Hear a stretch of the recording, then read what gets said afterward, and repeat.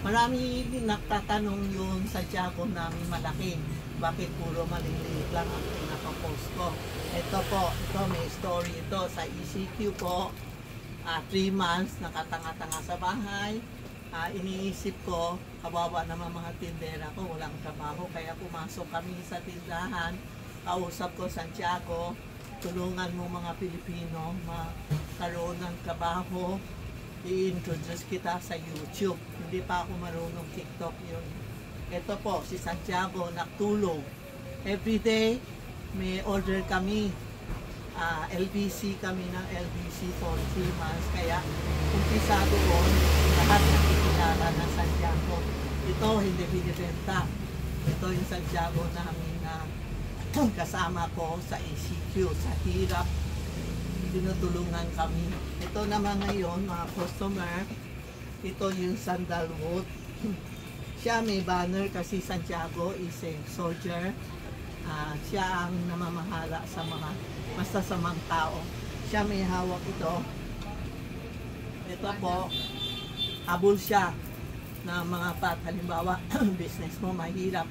Santiago is a saying na kung business mo mahirap, mahina negosyo mo o may bad energy, may mga tao hahabulin ka o may kaso ka o mga masasamang tao lulukuhin ka o may sakit ka, anything na may problema ka, maghingi kayo kay Santiago. Ito po siya. Yan o, may 5 banner kasi yung 5 banner dati may maraming kampiyan. Para sa atin naman sa Hongsui, it's a 5 elements, yung water, fire, lahat ng metal dito na po, ha? Kung bibili kayo, tatanong nyo, ha? Ito po, ito ang Santiago po. Ito ang bagong dating galing sa temple na press na. Tinang mo ang cute. I like this. Napakaliit. Ilang piraso lang. Ito breast talaga sa harap ng Santiago. Ito, original.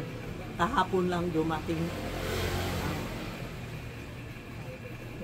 Ito po, pag nakita niyo Santiago na may libro, iba kasi nakihingi ng Santiago may libro, ibig sabihin kung gusto siya ma-board exam o gusto niya mga business, ibang business gusto nila talaga may mga papeles, yan, may hawak siya libro.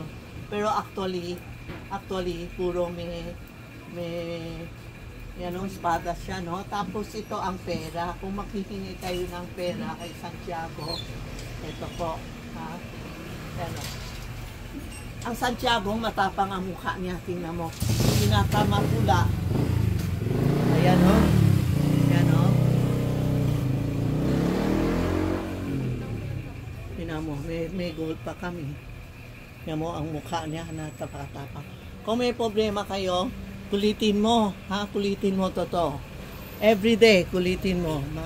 Ito yung half moon na ang daming nakahanap ngayon, dumating na. Ito yung half moon, tatanong mo, pwede ba, Santiago, gusto ka sumama sa akin? Pag ginanon mo, pag ganon, ibig sabihin sasama siya sa'yo. Pag ganon, hindi siya sasama sa'yo. O kaya, meron ka sa bahay, Santiago, tatanong mo, may hiram sa'yo pera. Santiago, pwede ba ako mapahiram sa kanya ng pera? Pag ganun, pwede. Pag ganun, hindi. Ngayon, hindi ba maraming naluloko, hiram ng pera? Ito po ang tatanong natin. Half moon. May bago akong dating ito. Ito ang tinatawag na mopit. Ang sulat dito, ibig sabihin itong mopit, pasok ng pera. Ito bagay sa mga negosyante, politics, yung next year gusto boto, magiging ano ba yun? Takbo sa mga government, o gusto mo promotion sa office mo, o mga manager, o ano, lagay nyo sa mesa mo, sa tabi ng mesa mo para promotion ka. Lifetime to, hindi yung lalagay mo dito, pinabayaan mo na. Before that, you have to wish na mopit, ang pasong ng pera. Ito ang moped. Sa Chinese yung moped. Nagsusulat kami para for promotion, for abroad, and board exam. Yan, kunti din dala ko. Kung sino gusto, dress na ito po. Okay po, kung gusto nyo, kung sino gusto bumili po, come to Tita Maxi. Sa tindahan namin, Charmy General Merchandise. Pero kasi marami nakahanap Tita Maxi.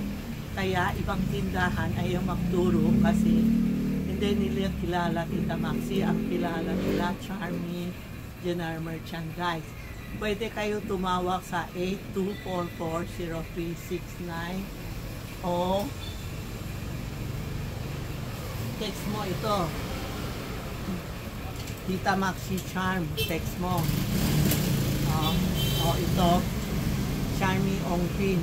Pag kayo mag-text na mukha ng Tita Maxi, tapos feng shui, ano-ano, hindi sa akin yun.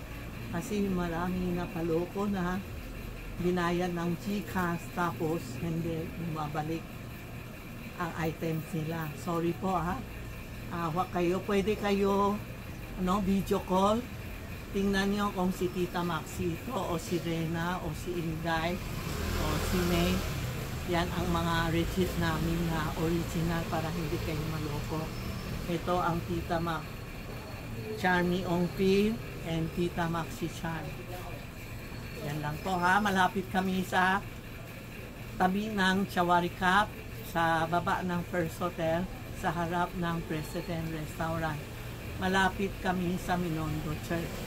Open kami Monday to Sunday from 9 to 5.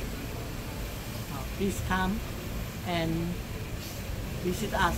Tutulungan ko kayo lahat.